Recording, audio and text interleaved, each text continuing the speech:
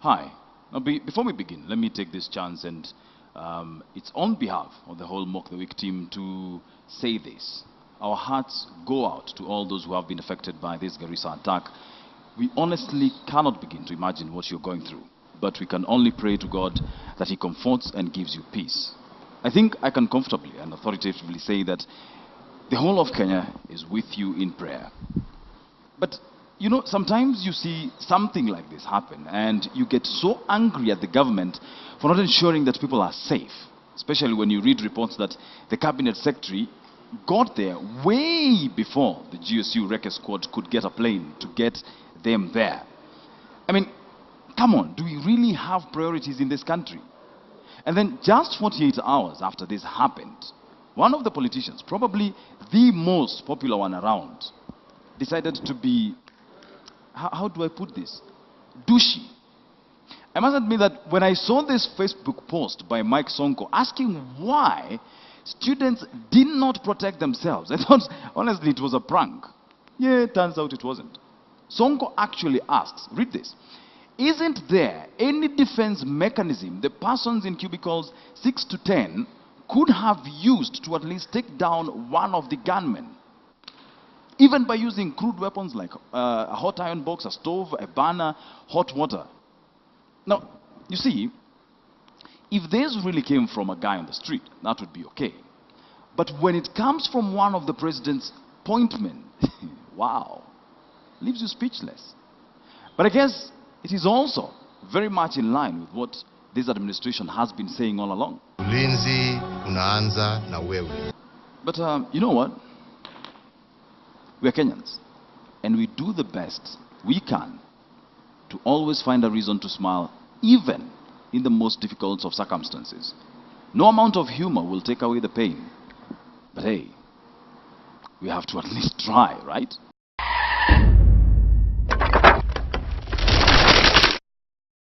It is another episode of Mock the Week. My name is Wilson Mburu, and let's talk about politics. As you know, politics is a game of numbers, much like accounts, as in counts, counting. But sometimes this counting can get confusing.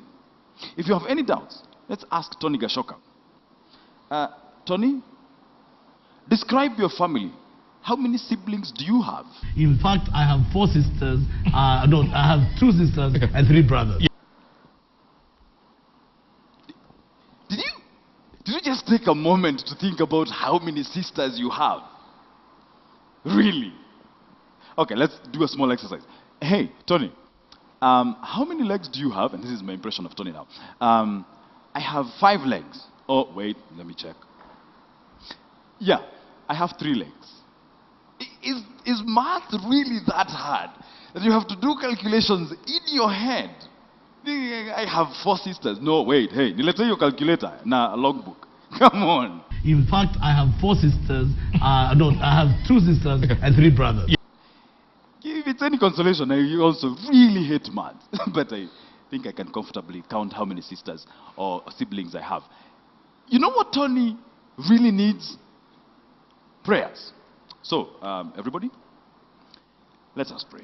Imekatakata minyororo ya Shetani pamoja hata na magonjwa, pamoja hata na mauchawi, na hata pia pamoja hata na ile maovu Shetani ya kudharau watu. Amen. Vita vyetu vya kimwili Baba, hatuwezani navyo. Vita tunavyopigana ni vya Kristo na pia ni vya kiroho.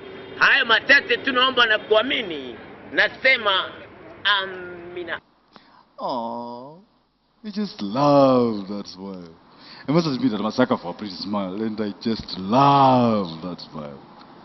Oh wait, no, not that smile. Yes, that one. Yeah. Which brings me to this point. This lady had actually clearly come to listen to this preacher, but in comes the guy with his smooth lines and distracts the woman. What are you doing, man? She's trying to go to heaven. Ah. And it is at this point that we bring in our flirting correspondent, Jeri Muchura, to give us the lowdown on the rules of flirting. Jeri, how many rules do we have for this thing? Wilson, there are 3 rules. Actually, 2 do's and a don't.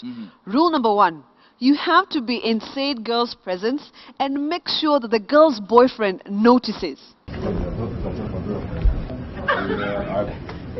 I really wasn't planning on it. I am sorry. Please I know. Now, there's an example of a brother just embarrassing you for no reason. Embarrassing. Just for no reason whatsoever. Wilson, the golden rule of this rule is to start flirting once the boyfriend notices that nothing is going on. Give him a kiss and give him something to talk about. Take care of yourself. Wow. Yeah, this Obama guy is quite the smooth operator, isn't he? Turned that situation right on its head. I mean, come on, Wilson. Have you seen Michelle Obama? You have a point. All right. Rule number 2, flirt in front of everybody, preferably on a public podium on live TV. Mike, all you need to do is put up your hand and I'll direct the people to you. I know we have a gentleman from West Africa, Kenyans, representing the Kenyans living in West Africa. Would you like to stand? He's somewhere in that direction. Man, these powerful people really seem to have some serious lines. I mean, Wilson, start planning to be president very soon. And the last and most important rule, which is really a don't, is don't flirt in church or while a service is going on.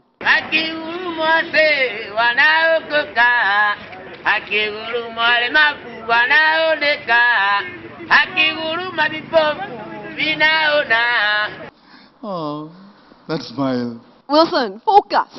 Okay. No. That lady is trying to clearly go to heaven, and that guy is distracting her. Guys, you need to let our women go to heaven.